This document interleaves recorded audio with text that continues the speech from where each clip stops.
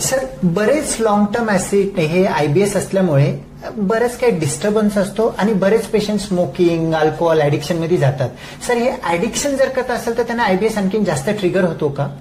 So directly हो, कारण हे ॲडिक्शन्समुळे बाकी तुमची सेन्सिटिव्हिटी अजूनही वाढते.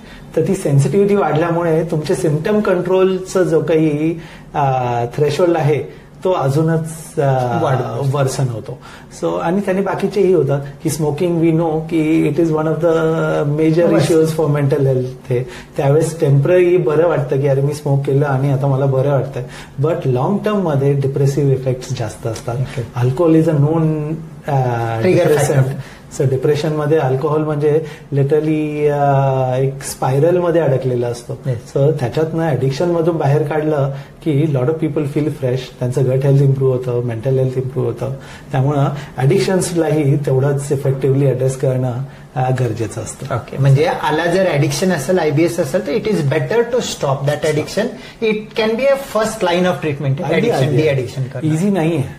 जेव्हा डिपेंडन्स झालेला असतो तेव्हा पेशंटला ते ऍक्सेप्ट करणं इझी नाहीये. पण तेवढं एक सपोर्ट, याच्यात सगळ्या गोष्टी आल्या की पेशंटची स्वतःची विलिंगनेस किती आहे, फॅमिली सपोर्ट किती आहे, आपण किती शांतपणे त्यांना समजून सांगितलं आहे, if they are receptive to that idea. Okay, तसं आहे.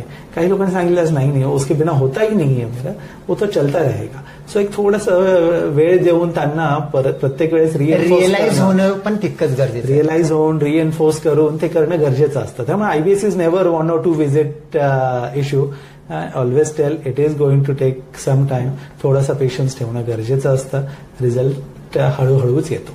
जितकं पेशंट ऍक्टिव्हली इन्व्हॉल्व्ह होईल आणि त्यांनी जितके स्वतःवरती बदल करून घेतील तितक्या लवकर त्याला बरं होण्याचे चान्सेस आपण रिझल्ट चांगले.